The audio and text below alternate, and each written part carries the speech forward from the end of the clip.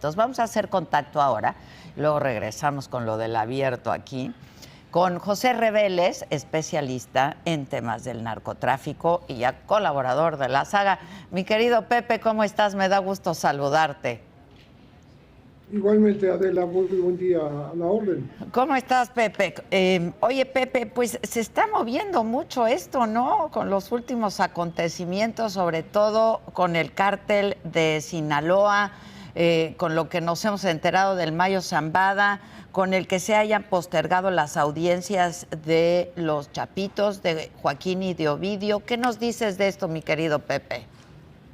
Pues se está moviendo mucho en México y en Estados Unidos, y Sí. algo va a ocurrir, ¿no? Y puede ocurrir allá o acá o en los dos O en los lados. dos lados. Para empezar esta posposición, lo que parece confirmar, por supuesto, es que los Chapitos están negociando.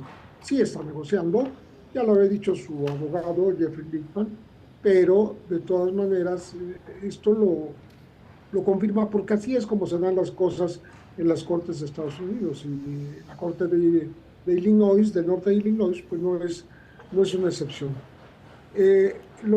Las negociaciones, ¿en qué consisten? Hay desde aquella que implica eh, declararse culpable y proporcionar información sobre la operación del cártel en México y en Estados Unidos.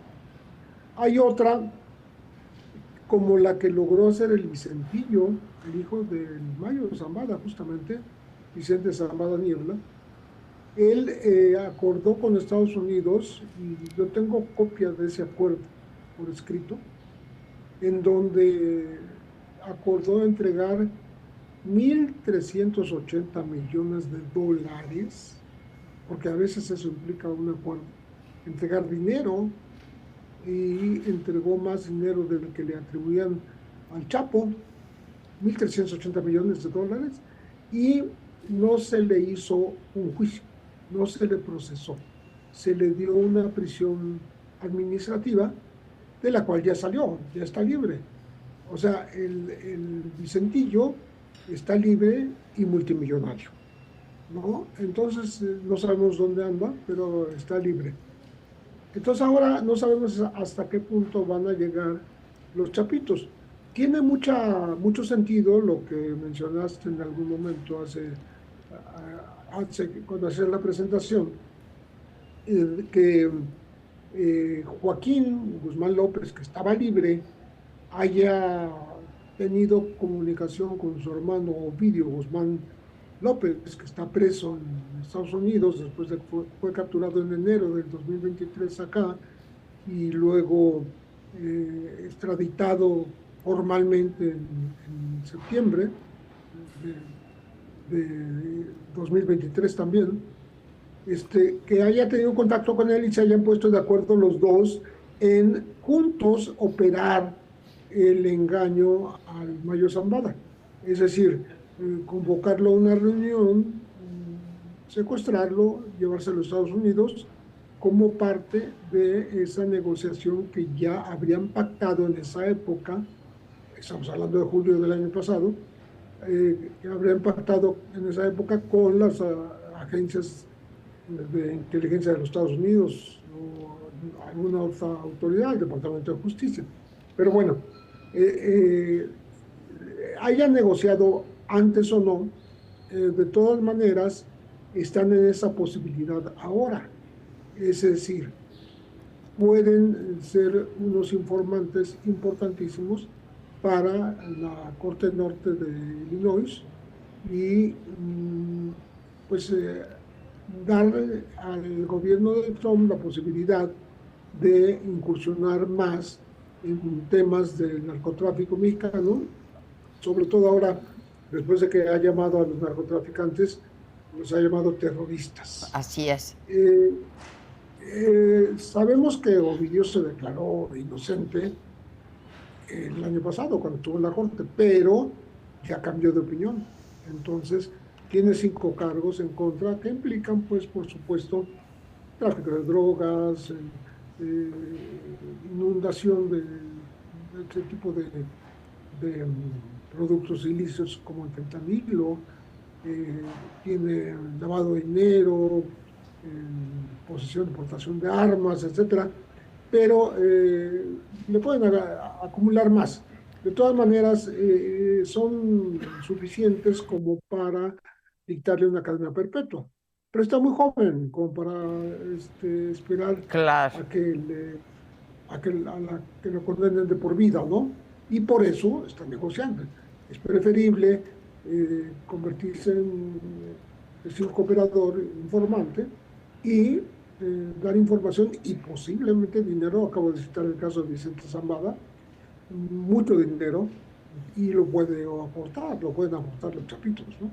Para aminorar la pena que se les imponga en los Estados Unidos. Eso no se va a saber en algún tiempo, hasta que se En negocie, unas, hasta que se lleguen claro, acuerdos. en unas Y los semanas, ¿no? acuerdos, Hasta que sean los, una vez que se postergaron ahora hasta finales de marzo, entonces ya sabremos algo. algo tal vez, y a lo mejor tampoco entonces, ¿no? Porque pues estas negociaciones a veces son secretas, ¿no?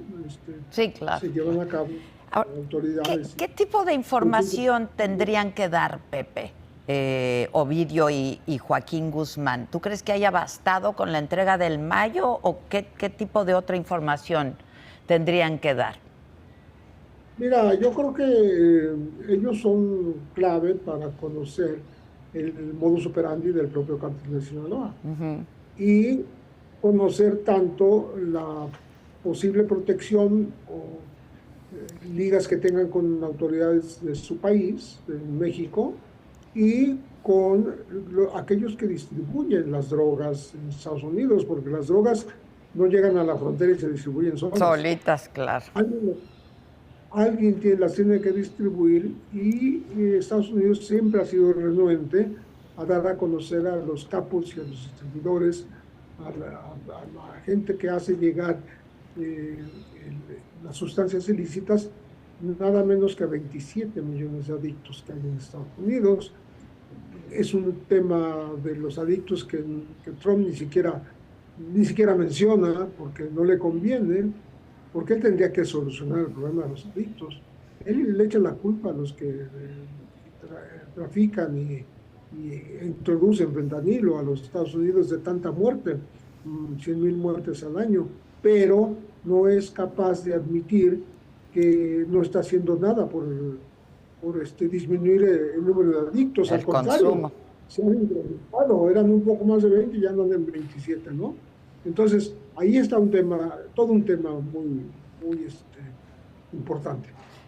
Ahora, ¿tú estás de acuerdo, coincides con quienes dicen que están muy cerca de detener a los otros dos hijos del Chapo, tanto a Iván como a Alfredo?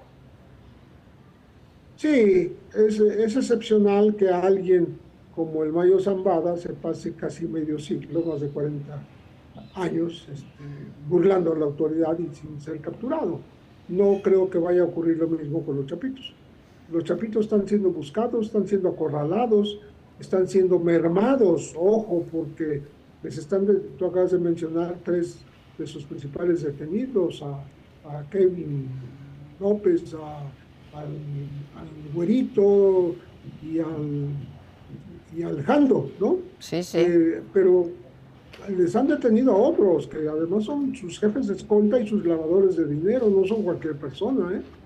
Y esto, por supuesto, les merma su capacidad de movimiento. Se dijo en estos días que había sido acorralado Iván Archibaldo, que es el mayor y el más importante de los 4, había sido acorralado en una residencia y que logró escapar por un túnel.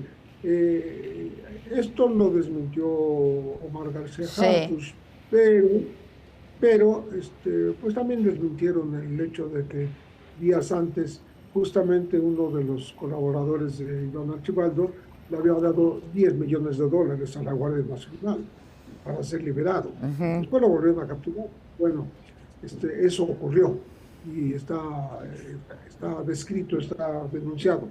En fin, A lo que voy es que sí están las mismas cifras que da García Harfuch, de 900 detenidos, de las armas que andan en las 1.200 armas de fuego, eh, pues seguramente lavado de dinero, que es qué curioso que México nunca ataca el lavado de dinero, Estados Unidos tampoco, ¿eh? O sea, eh, quiero decir, son poderosos los cárteles porque no les quitan El dinero la estructura, financiero.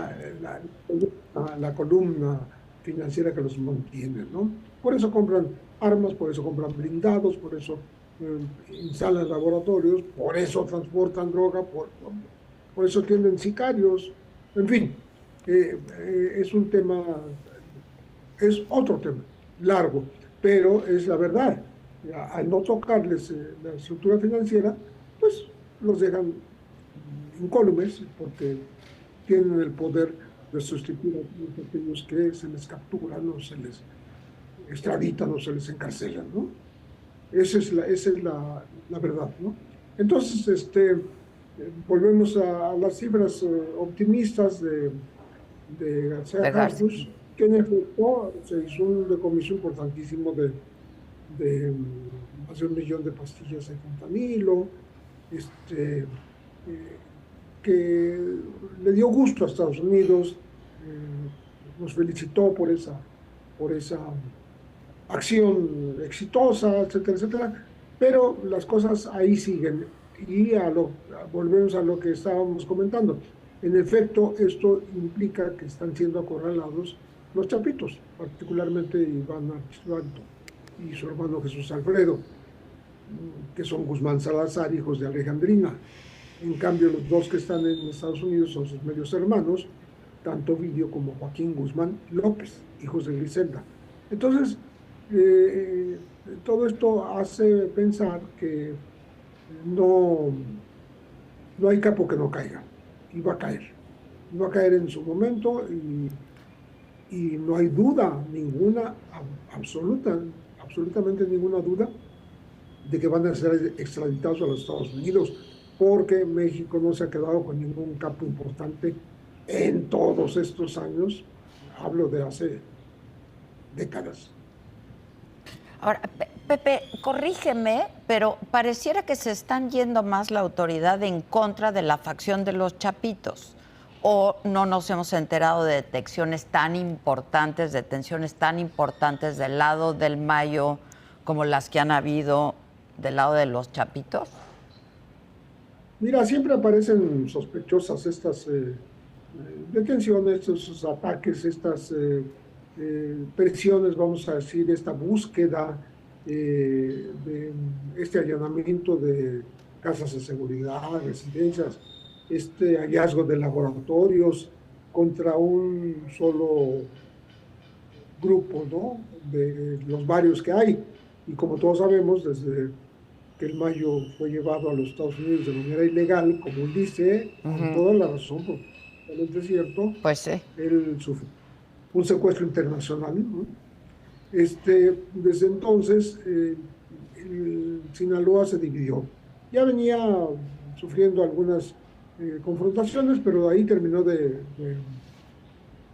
dividirse, de fragmentarse, y quedaron por un lado los Chapitos, por otro lado los hijos del Mayo, por otro lado algunos que nadie menciona, los hijos del Azul Esparragosa, que está desaparecido, dicen que murió, pero no hay evidencia de que haya muerto. Están la gente del Chapo Isidro, que es un remanente de los Beltrán Leiva todavía en Sinaloa. Está el Guano, el hermano menor de Chapo Guzmán, y están los remanentes también de lo que fue el cártel de Caborca, como le denominaron al grupo de Rafael Caro Quintero, que como todos sabemos, está por ser extraditado a Estados Unidos, pues no logran hacerlo porque se ampara y los jueces le dan la razón y no lo han dejado salir del país, no lo han dejado, digo, no le han permitido al gobierno sacarlo del país en extradición. Entonces, toda esa gente, y si cuentas el oportunismo que podría del cual podría ser Gala, el cártel Jalisco Nueva Generación, de entrada a zonas del cártel de Sinaloa que antes no pisaba. Bueno, pues entonces ya estamos armando un cóctel terrible, y si en este cóctel quienes son atacados son nada más los chapitos, pues algo hay detrás ahí, ¿no? Claro, claro. A lo mejor porque la gente del Mayo se ha puesto más activa en denunciarlos, ¿eh? Es muy posible, como una manera de salvar a su papá. Digamos, poner en la balanza a los chapitos, que no son exactamente enemigos, pero que sí le disputan el liderazgo al Mayo del cártel de Sinaloa. Bueno, ya no, porque ya el Mayo ya no es ningún líder activo. Pero está su hijo, ¿no? Sí, están su hijo, sus dos hijos, y están otros elementos que a lo mejor ni conocemos por su nombre, pero que seguramente pertenecen a este grupo. Uno de ellos se pasó de estar a cargo de la seguridad del Mayo, se pasó al lado de Iván Archibaldo. Eso es frecuente, ¿no? Este tipo no de traiciones, sino cambio de bando, porque es lo que les conviene. Si su jefe lo capturan, pues mejor se va con los que están todavía operativos. Ya. Ahora, esta violencia que hemos visto en la ciudad, Pepe, que hemos visto en Culiacán, que estamos viendo en Mazatlán, no se había visto antes, a pesar de que, de acuerdo a lo que nos han dicho todos ustedes que siguen muy de cerca este asunto, pues los chapitos siempre han estado operando en Culiacán y en Mazatlán, ¿no? Así es. Lo que ocurre es que, vamos a decir que empezaron a hacerlo de manera más pública y más explícita y más, digamos, llegando a más gente, a la ciudadanía común. Acuérdate que al principio de esa crisis de violencia hubo varios cientos de secuestrados, eran gente común y corriente, no eran de ninguno de los grupos del cártel, sino que eran personas que como manera de presión iban y secuestraban particularmente los chapitos. Estamos hablando de los mochis, de Nabolato, de esos lugares. Eso ocurrió, pero digamos que las luchas entre ellos dan suficiente para que haya, digamos que, dedos sobrantes para señalar, fulano acaba de estar en tal lado, búsquenlo, y le dan la información de manera anónima a la autoridad, y la autoridad va y los busca, ¿no? Eso ocurre con mucha frecuencia. Lo hace el Ejército, lo hace la Guardia Nacional, lo hace la Policía Federal, y todo el mundo, ¿no? Entonces, como no hay demasiado trabajo de inteligencia, se está intentando hacer ahora no un trabajo de confrontación, sino más inteligencia, claro. De comunicación entre las propias autoridades, ¿no? Y la Secretaría de Seguridad Pública de Cazajarfus, con la Fiscalía de Gesmanero, con la Secretaría de la Defensa incluso, ¿no? Por supuesto, la Defensa, la Armada, con instancias locales también, con los C4, los C5, que se comuniquen, porque antes a veces ni se comunicaban, se andaban operando por su cuenta, sin decir voy a hacer esto o ya encontré tal cosa, ¿no? Entonces, por lo menos esa coordinación parece que se empieza a dar, y dicen que el autor de este nuevo modelo, que no es un nuevo modelo, sino es el modelo que siempre debió haber habido, claro, es el propio García, ¿no?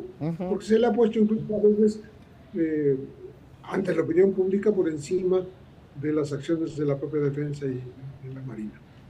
Finalmente te pregunto, Pepe, ¿estamos presenciando el fin del cártel de Sinaloa?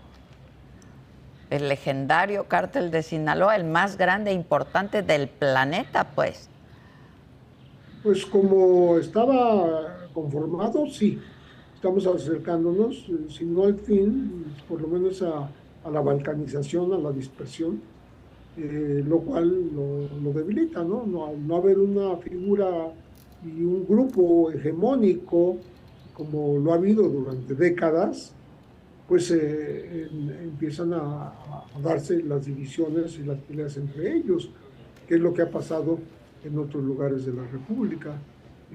Se ha dado en Michoacán, se ha dado en Tamaulipas, donde ya hay nuevos grupos, incluso autodenominados de esa manera, porque se confrontan con los anteriores, de tal manera que a lo mejor lo que vamos a ver es esta dispersión y que aparezcan nombres nuevos de gente que quiere pues, apoderarse de ese gran negocio transnacional, multinacional que representan el tráfico de drogas en Sinaloa. Lo que no va a parar es el tráfico. O sea, la producción, la siembra, la recepción de aquellas drogas que no se elaboran en México, como la cocaína, nunca se ha logrado domesticar, afortunadamente, en nuestro país, pero los laboratorios de metanfetaminas, de fentanilo, pues tienen dueño, tienen operadores, tienen gente experta, y esa gente experta simplemente se puede adherir al grupo más poderoso que logre imponerse en Sinaloa. Entonces, como grupo, digamos, con cuatro cabezas históricas que existió durante décadas, o sea, con Nacho Coronel, el Chapo Guzmán, Azules Barragosa y el Mayo Zambada, ya no va a estar. Ya no. Van a ser otra generación y quizá con menos capacidad que los viejos líderes de mantener unido a un grupo que la división le cuesta. Le cuesta vidas, le cuesta dinero, le cuesta debilitarse, ¿no? Y por tanto, si ahora tienen como gran enemigo a los Estados Unidos, que los nombró terroristas, pues debieran unirse acá, ¿no? Y no, Sí, eso no va a pasar. Eso claro. no va a pasar ya.